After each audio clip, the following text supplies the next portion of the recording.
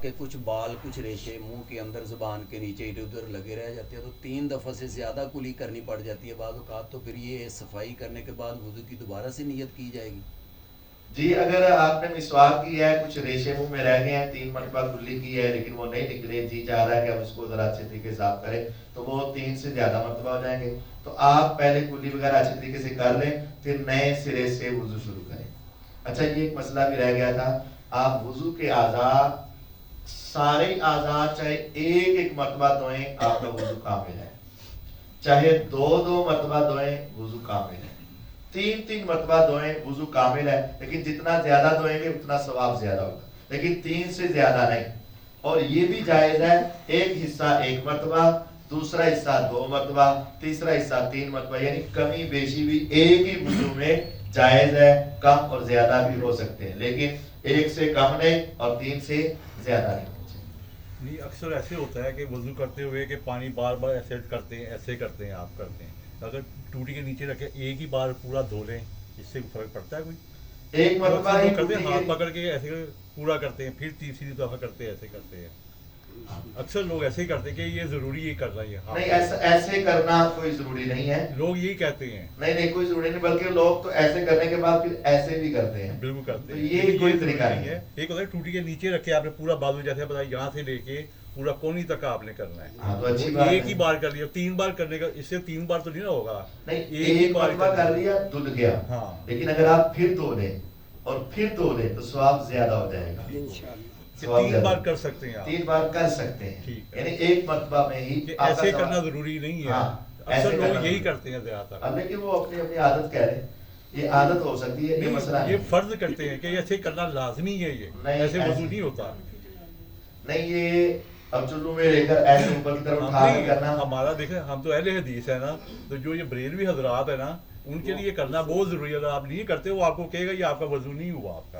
آپ کا اکثر دیکھیں مسجد یہ ضروری ایسے کرتے ہیں، وہ ہو سکتا ہے آپ کی فقہ کا مسئلہ ہو، یہ کیا بات ہے. لیکن قرآن و حدیث میں ایسا نہیں، قرآن و حدیث میں صرف دھونا ہے بس. میں نے وہی آپ سے کہا یا چاپ ایسے دھو رہے، لیکن کوئی یہ تقسیم نہیں ہے کہ ٹوٹی کے نیچے درست نہیں ہے اور ایسے ہی کرنا ہے، ایسا کوئی ہے.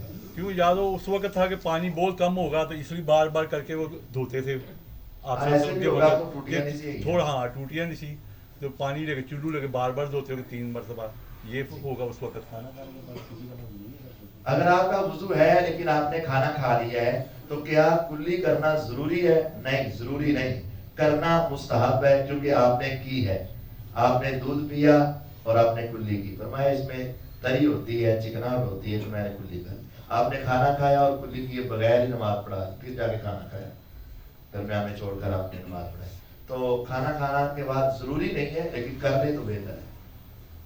بھائی نے بات کرتے ہوئے ایک بات پہ تھوڑا زور دیا کہ ہم اہل حدیث ہیں اور وہ بریلوی بھائی ایسے کرتے ہیں. اگر میں ایک سوال پوچھنا چاہتا ہوں کہ کیا اس طرح اللہ رب العزت نے امت محمدیہ صلی اللہ علیہ وسلم کے لیے مسلم کا نام پسند کیا، تو کیا ہمیں صرف اپنے آپ کو مسلم کہنا چاہیے یا اہل حدیث کہنا؟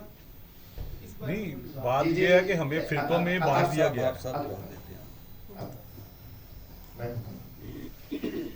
اللہ رب العزت نے ہمارا نام مسلم رکھا، بہت اچھا ہے، لیکن اللہ رب العزت نے ہمارا نام ہی دوسرے بھی رکھے ہیں. ایک سوچ ہے کہ ہم مسلمان ہیں، جی ہاں مسلمان. کیا دوسرا نام رکھا جا سکتا ہے؟ جی ہاں رکھا جا سکتا ہے. مسلمان کے ساتھ اہل حدیث اہل سنت کہنا جائز ہے، جی بالکل جائز ہے. دلیل کیا ہے؟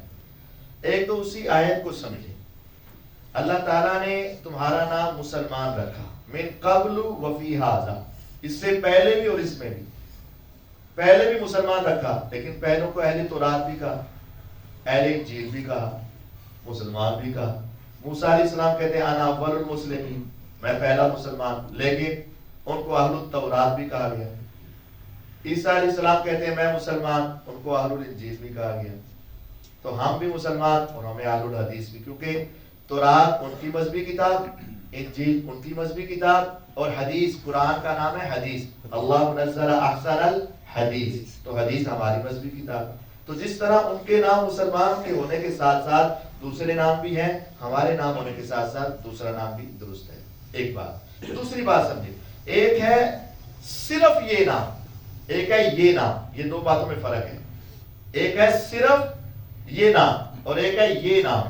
جس طرح صحابہ کو رضوان اللہ علیہ مجمعین کو اللہ تعالیٰ نے کہا اولئک هم الراشدون, اولئک هم الفائزون, اولئک هم المفلحون, اولئک هم المؤمنون, یہ سارے الفاظ صحابہ کے لیے ہیں. اب انہیں کو مسلمان بھی کہا گیا, فائزون بھی کہا گیا, راشدون بھی کہا گیا, مومنون بھی کہا گیا, مہاجر بھی کہا گیا, انصار بھی کہا گیا, بہت سارے نام ہیں. ایک ہوتا ہے صرف, جیسے آپ کہیں یہ دائیں بیٹھا ہوا میرا بھائی ہے تو میں نے مان لیا, اور پھر تھوڑی دیر کے بعد کہیں یہ بائیں بیٹھا ہوا بھی میرا بھائی ہے تو دونوں باتیں مان لی جائیں گی. اور جب آپ پہلے جملے میں کہیں گے نا یہ دائیں بیٹھا صرف یہی میرا بھائی ہے, تو پھر آپ کہیں گے نا بائیں بیٹھا بھی میرا بھائی ہے, تو میرا سوال ہوگا بھئی پہلے تو آپ کہہ رہے تھے صرف یہ میرا بھائی ہے اور اب تم نے دوسرا بھی بنا دیا. اور جب لفظ صرف نہیں بولیں گے تو میرا سوال نہیں ہوگا. آپ کہیں گے یہ دائیں میرا بھائی ہے تو میں نے مان لیا, تو پھر کہیں گے بائیں بھی میرا بھائی ہے تو میں نے کہا ٹھیک ہے. یہ سوال تب پیدا ہوگا جب آپ کے جملے میں کیا لفظ ہو, صرف. جب صرف نہیں ہوگا تو یہ سوال نہیں ہوگا. تو اللہ تعالیٰ نے ہمارا نام مسلمان رکھا, لیکن یہاں لفظ صرف مسلمان نہیں. تو جب صرف نہیں ہے تو اس کا مطلب دوسرے نام بھی ہو سکتے ہیں. تیسری اور آخری بات یہ کہہ دوں, نام کے مختلف مقاصد ہوتے ہیں.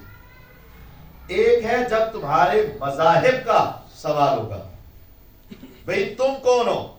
جب مذاہب کا سوال ہوگا تو ہم کہیں گے ہم مسلمان ہیں. مذاہب کا, وہ کہے گا میں ہندو, وہ کہے گا یہودی, وہ کہے گا عیسائی, وہ کہے گا میں ایتھیسٹ, اپنے اپنے بتائیں گے. اور جب مذاہب سے نیچے مسالک کا ذکر ہوگا, بھئی نام تو سارے مسلمان کہلاتے ہیں, لیکن تم بتاؤ تم پیغمبر علیہ السلام کو کس طریقے سے مانتے ہو. وہ کہے گا میں صرف قرآن اور حدیث کے ذریعے سے مانتا ہوں. اور وہ کہے گا میں امام مالک رحمہ اللہ کی بس راستے سے مانتا ہوں. وہ کہے میں امام شافعی کے راستے سے مانتا ہوں. وہ کہے گا امام احمد بن حنبل کے راستے سے مانتا ہوں. وہ کہے گا امام ابو حنیفہ کے راستے سے مانتا ہوں. تو جب یہ راستے مختلف ماننے کے ہوں تو اس وقت ہمیں اپنی پہچان کروانا ضروری ہوتی ہے کہ ہم ڈائریکٹ رسول اللہ صلی اللہ علیہ وسلم کی حدیث کو مانتے ہیں, قرآن. جب یہ مسئلہ, جیسے آپ سے پوچھا جائے آپ کون ہو, ملکوں کا معاملہ ہو تو آپ کہیں گے پاکستانی, اور جب پاکستانی سارے ہوں, صوبوں کا معاملہ ہو تو آپ کہیں گے پنجابی, اور سارے پنجاب کے ہوں تو پھر آپ سے پوچھا جائے گا تو آپ کہیں گے لاہوری, تو جب لاہور کے سارے ہوں تو پھر آپ کہیں گے میں شالامار ٹاؤن. یعنی ہر ایک جگہ پر اگر ملکی لیول پر بات ہو تو آپ کہیں میں شالامار ٹاؤن تھا, تو وہ بات نہیں بنے گی, وہاں آپ کو ملک بتانا پڑے گا. اس طرح ہر ایک نام یا پہچان کے مختلف مقاصد ہوتے ہیں. تو اہل حدیث کہنا کوئی برا نہیں ہے. رسول اللہ صلی اللہ علیہ وسلم نے فرمایا کہ میری امت کے 73 فرقے ہوں گے. یہ نہیں بناؤ, یہ نہیں ہے مقصد, لیکن ہوں گے. جیسے فرمایا قیامت کے قریب دجال آئے گا, یہ نہیں کہ تم نکال کے لاؤ, آئے گا. قیامت کے قریب قتل و غارت عام ہوگی, یہ نہیں ہے کہ تم کرو, یہ نہیں ہے, لیکن ہوگا. قیامت کے قریب 73 فرقے ہو جائیں گے, 72 جہنم میں اور 1 جنت میں. تو آپ نے اس کا کیا فرمایا, ما انا علیہ و اصحابی, جس پر میں اور میرے صحابہ. میں اہل السنہ, اصحابی میرے صحابہ, والجماع. اہل السنت والجماع کا مطلب وہ جو حضور اور حضور کی جماعت کے پیروکار ہیں, اہل السنہ والجماع. ہم اس وجہ سے اپنے آپ کو اہل السنت والجماع بھی کہلاتے ہیں کہ ہم اہل سنت ہیں, اہل سنت والجماعت ہے. ما انا علیہ و اصحابی, اس حدیث کو دیکھ کر یہ مانا. تو یہ کیا جا سکتا ہے, لیکن فرقہ, آخری بات پھر میں معذرت ہے, فرقے کی بات بھی سمجھ لیں. نام بدلنے سے فرقہ نہیں بنتا, نام کی تبدیلی فرقہ نہیں ہے. فرقہ کیا ہے, عقیدے کی تبدیلی, مسائل کی تبدیلی بھی فرقہ نہیں ہے. مثلا ایک شخص کہہ رہا ہے پوری بسم اللہ پڑھو, کوئی کہہ رہا ہے آدھی پڑھو, تو یہ 2 فرقے نہیں ہیں, یہ مسائل ہیں. عقیدے کے فرق سے فرقہ بنتا ہے. فرقہ, تفریق, تفرقہ, ایک ہی لفظ سے بنے ہوئے. فرقہ, تفریق, تفرقہ. تو تفریق کیا ہوتا ہے, 4 میں سے 2 نکال دیے تو یہ کیا ہوگی, تفریق. 4 میں سے 3 نکال دیے, یہ کیا ہوگی, تفریق. چاہے تھوڑے پیچھے رہے یا زیادہ, جو نکل گیا وہ تفریق ہے. اور 4 میں 4 جمع کر دیے, یہ جمع ہو گیا. 4 میں 1 جمع کر جمع ہو گیا. تو جو اصل رقم ہو اس سے جو نکل جائے وہ تفریق تفرقہ فرقہ، جو اصل کے ساتھ جڑ جائے وہ جماعت، اصل ہے قرآن اور حدیث، جو اس سے جڑ گیا چاہے بریلوی کہلائے وہ جماعت ہے، جو دیوبندی بھی کہلائے لیکن قرآن اور حدیث سے جڑ گیا وہ جماعت ہے، وہ جو مرضی کہلائے، جو قرآن اور حدیث سے جڑ گیا وہ جماعت ہے، اور جو قرآن حدیث سے جدا ہو گیا، عقیدہ اس کا بدل گیا، وہ اپنے آپ کو اہل سنت بھی کہلاتا رہے، وہ فرقہ ہی ہے، وہ اہل سنت نہیں۔ جو قرآن و حدیث سے جڑ گیا وہ فرقہ واریت نہیں ہے۔ نام الگ ہونے سے فرقہ واریت نہیں ہوتی، کام الگ ہونے سے، عقیدے الگ ہونے سے فرقہ واریت ہوتی ہے۔ نام تو صرف پہچان کے لیے۔ اچھا میرا کوشچن ہے، ہم وضو میں ہوتے ہیں، دوسری نماز کا ٹائم ہوتا ہے ابھی وضو کا، ایک ہم نے پڑھی، ہمارا وضو ہے، اس کے دوران اکثر موبائل یوز کر رہے ہوتے ہیں، کچھ اس طرح کا کنٹینٹ سامنے آ جاتا ہے، یا اپنی گفتگو میں کچھ اس طرح کوئی الفاظ بول جاتے ہیں، تو دوسری نماز تک ہمارا وضو رہتا ہے؟ سوال یہ ہے کہ ہمارا وضو تھا، موبائل دیکھا یا کوئی کمی کوتاہی ہو گئی زبان سے، آنکھ سے، تو کیا ویسے ہمارا وضو نہیں ٹوٹا، لیکن یہ چیزیں دیکھنے سے کیا ہمارا وضو ٹوٹ جاتا ہے؟ جب انسان وضو کرتا ہے نا تو اس کی فضیلت یہ ہے کہ ہاتھ دھوتا ہے تو ہاتھ کے سارے گناہ معاف، کلی کرتا ہے تو منہ کے سارے گناہ معاف، ناک میں پانی چڑھاتا ہے تو ناک کے سارے گناہ معاف۔ ناک کا گناہ کیا ہوتا ہے؟ غلط خوشبوئیں سونگھنا۔ اور چہرہ دھوتے ہیں تو آنکھوں کے سارے گناہ معاف، چہرے کے سارے گناہ معاف، بازو دھوتے ہیں ہاتھ کے سارے گناہ معاف، سر کا مسح کرتے ہیں سر کے سارے گناہ معاف۔ سر میں کیڑا گناہ ہے؟ اشارے کرنا، اشارے کرنا کسی کے خلاف، کسی کے حق میں، یہ کیسے ہے؟ اور کانوں کا سارے گناہ معاف، پاؤں کے سارے گناہ معاف۔ تو چونکہ ہم سے وہ کمی کوتاہی ہو گئی ہے، اگرچہ وضو قائم ہے، لیکن ہمیں چاہیے کہ ہم یہ وضو دوبارہ کریں تاکہ ہماری وہ کمیاں کوتاہیاں معاف ہو جائیں۔ وضو ایسے اس طریقے سے نہیں ٹوٹتا، لیکن وضو کریں گے تو آپ کی وہ غلطیاں، کمیاں کوتاہیاں معاف ہو جائیں گی، اس وجہ سے وضو کرنا چاہیے۔ نہیں اگر پانی کا انتظام نہ ہو، پتہ ہے یہاں پہ پانی نہیں ہے، صاف پانی نہیں ہے، یا تو جواب میں نے دے دیا ہے کہ وضو نہیں ٹوٹتا۔ ہاں، وضو کس چیز سے ٹوٹتا ہے؟ ایک دو منٹ نا، بعض لوگ پوچھتے ہیں سگریٹ پینا وضو ٹوٹ جاتا ہے؟ ہاں، گال دینا وضو ٹوٹ جاتا ہے، یعنی وہ ان کا مقصد ہوتا ہے یہ ٹوٹتا ہے تو میں دوبارہ وضو کر لینا، لیکن گال میں نہیں چھڑنی۔ حالانکہ یہ پوچھنا چاہیے کہ گالی دینی چاہیے کہ نہیں، بس کہتے ہیں تو دسو وضو میں دوبارہ کرا کہ نہ کرا، گال میں کٹ نہیں کرتی۔ تو سگریٹ کا یہ پوچھتے ہیں سگریٹ میں وضو ٹوٹ جاتا ہے، اے دسو میں وضو دوبارہ کرنا کہ نہیں کرنا، یہ نہیں پوچھتے کہ سگریٹ پیوں یا نہ پیوں، یہ نہیں پوچھتے۔ اسی طرح ان چیزوں سے وضو نہیں ٹوٹتا۔ وضو توڑنے والی چیزیں کیا ہیں؟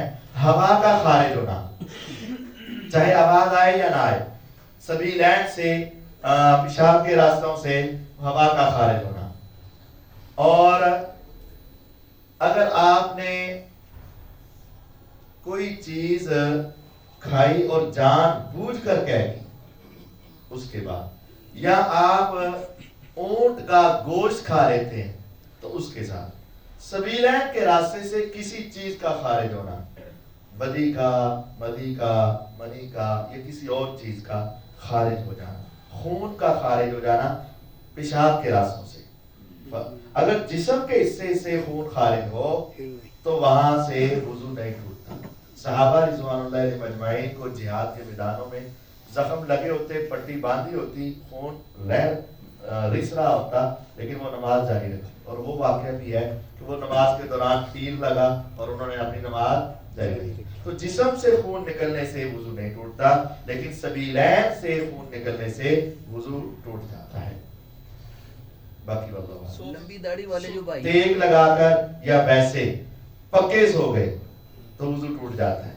بعض لوگوں کی نیند بہت کچی ہوتی ہے اور بہت ہی سینسٹیو ہوتے ہیں، اگر وہ ٹیپ بھی لگا رہے تو وہ کچھ نہ کچھ ہوش و حواس میں رہتے ہیں، گلا ساریاں سوندے ہوتے، دھیان نہ کرنا، تو ان کا نیند اصل میں ناقض وضو نہیں ہے، نیند بذات خود ناقض وضو نہیں۔ جس طرح ہوا کا خارج ہونا ہے نا، ارادے سے ہو، بغیر ارادے سے ہو، تھوڑی ہو، زیادہ ہو، آواز آئے نہ آئے، ہوا خارج، وضو ٹوٹ گیا۔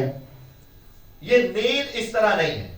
نیند کا اصل پیچھے سبب یہ ہے جب نیند لیتے ہیں تو ہمیں اپنے جسم پر کنٹرول نہیں رہتا اور ہمیں اپنے حالات کا علم نہیں رہتا. تو پھر چونکہ علم نہیں رہا تو پتہ نہیں ہوا خارج ہوئی کہ نہیں ہوئی. وہ لا علمی کی بنیاد پر نیند کو ناقض وضو کہا جاتا ہے. اور اگر آپ کی نیند ایسی ہے کہ آپ کو اپنے اوپر کنٹرول ہے اور حالات کا علم ہے تو پھر آپ کا اس نیند سے وضو نہیں ٹوٹتا. اور جو نیند گہری ہو جائے, چاہے کھڑے کھڑے گہری ہو جائے, چاہے بیٹھے بیٹھے بغیر دیکھے, اصل گہری نیند سے وضو ٹوٹ جائے گا, بغیر گہری نیند کے وضو نہیں ٹوٹے گا. وضو کے بارے میں وہ جو لمبی داڑھی والے مرد ہیں وہ تو خلال کریں گے, تو جن کی بالکل چھوٹی چھوٹی ہے وہ دھوئیں گے یا وہ بھی خلال کریں گے؟ وہ داڑھی بڑی کریں. نہیں وہ نہیں نہ کرنی. جن کی جلد پر پانی پہنچ سکتا ہے وہ پانی پہنچائے, اور جن کے پانی پہنچنا مشکل ہے وہ اپنے خلال کریں گے. کیونکہ جن کا خلال ہو سکتا ہے وہ خلال کرتے ہیں, خلال ہی نہیں ہونا تو وہ ساری تو ہے, وہ خلال نہیں ہوگا نا ان کا. یہ غسل اور وضو کے فرائض, نوافل, سنن, مستحبات, یہ تفصیلات حدیث میں موجود ہیں. یہ وضو کے غسل اتنے ہیں, فرائض غسل کے فرائض اتنے ہیں, وضو کے فرائض اتنے ہیں, مستحبات اتنی ہیں, سنتیں اتنی ہیں. یہ ساری علماء نے بس اپنے سیکھنے سکھانے کے لیے بنائی ہیں. رسول اللہ صلی اللہ علیہ وسلم نے سارے وضو کو فرض کرا, سارا غسل فرض ہے, سارا وضو فرض ہے. اس میں کوئی یہ تفصیلات حضور سے نہیں آئی ہیں. نبی پاک صلی اللہ علیہ وسلم نے یہ تفصیلات نہیں کی ہے کہ اے فرض ہے, اے مستحب ہے, ایسے ایسے. اچھا ایک مسئلہ رہ گیا پگڑی کا.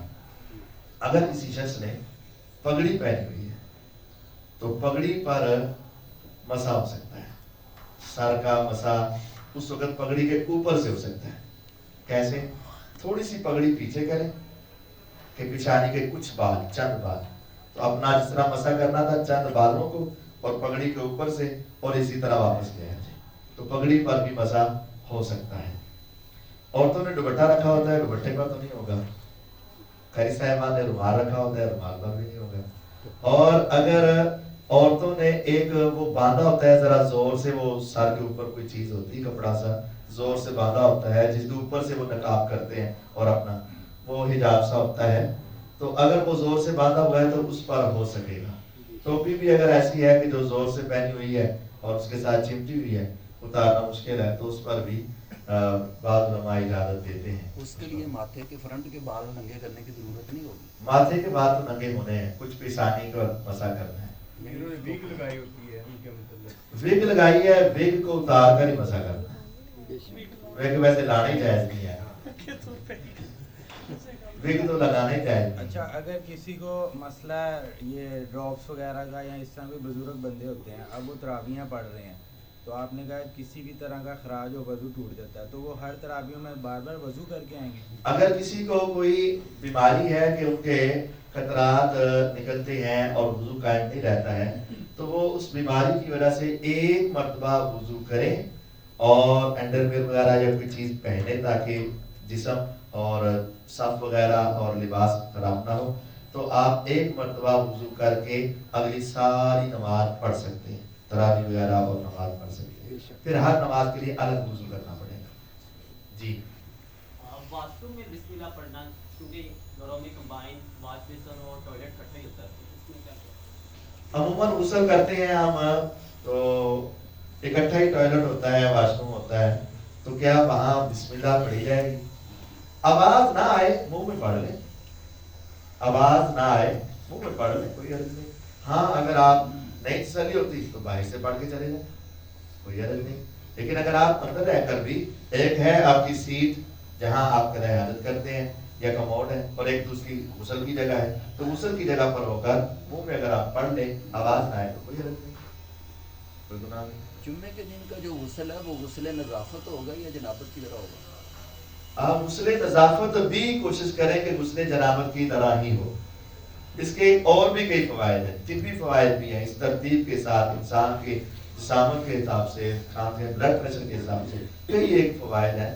تو یہ ترتیب ہی اپنی زندگی کی روٹین بنائے. وہ نظافت کا غسل ہو, وہ گرمی کا غسل ہو, وہ جنابت کا غسل ہو, کوئی بھی ہو, تو اسی میں ہی فوائد ہیں اس ترتیب. میں پڑھتا تھا اس وقت، اور ہمارے استاد گرامی نے بتایا تھا کہ گجرانوالہ میں ایک شخص تھا، ان کا کوئی جاننے والا، دوپہر کا وقت تھا، باہر گرمی سے آیا، شدید گرمی تھی، جسم بہت گرم ہوا تھا، وہ آیا اور سیدھا آ کر ٹوٹی کھولی اور ٹوٹی کے نیچے کھڑا ہو گیا، جسم ایک دم سے ایسا ٹھنڈا گرم ہوا کہ اس آدمی کی وفات کا سبب بن گیا. کیسے کافی واقعات یہ بتا رہے ہیں ڈاکٹر صاحب کیسے. تو یہ جو سیرت نے طریقہ بتایا نا، آہستہ آہستہ پانی جسم کے ساتھ ٹچ ہو رہا ہے، ہاتھ، پھر منہ، پھر ناک، پھر چہرہ، پھر بازو، پھر سر کا تھوڑا سا، پھر آہستہ سے پھر وہ جسم. تو یہ ایک طریقہ کار آپ کی صحت کے لیے بھی ہزاروں فوائد لائے گا. تو اسی کو ہی اپنی زندگی کا حصہ اور معمول بنائیں. نظافت کا ہو، جنابت کا ہو، ایام کا ہو، جو مرضی اسی طریقے سے. نہیں، سوال جمعے کے دن کے ساتھ خاص طور جمعے کے دن ضروری نہیں ہے، لیکن ایسا کرنا رہتا ہے. کسی کا پیٹ کو خراب ہے، وہ ہوا کو روک کے نماز پڑھتا ہے، اس کا کیا مسئلہ ہے؟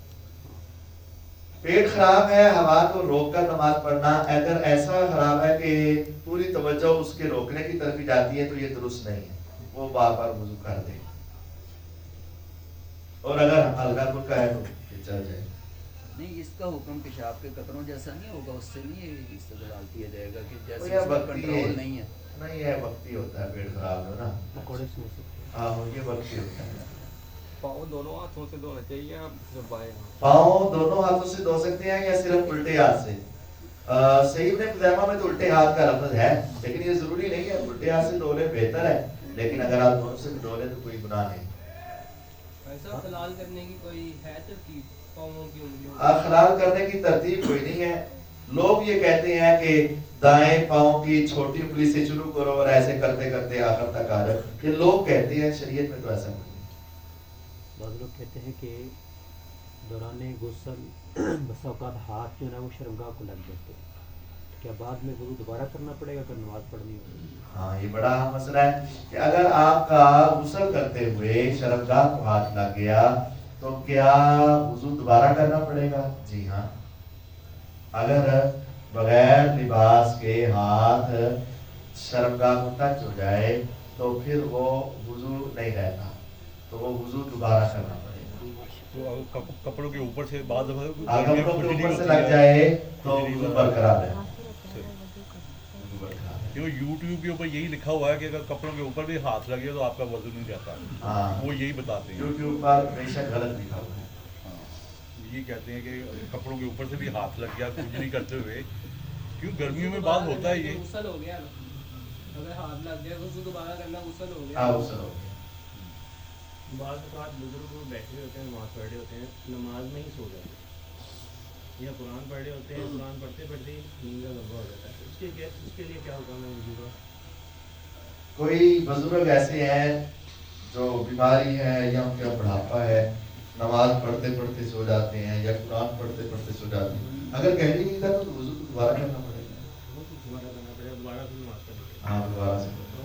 اسی طرح اگر معاملہ رہتا ہے ان کے ساتھ، اگر وہ بیماری ایسی کہ ان سے کنٹرول ہی نہیں ہو پاتا تو پھر وہ ایک بیماری کی شکل ایک الگ ہوگی کہ وہ ایک مرتبہ کریں جیسے کرتے ہیں.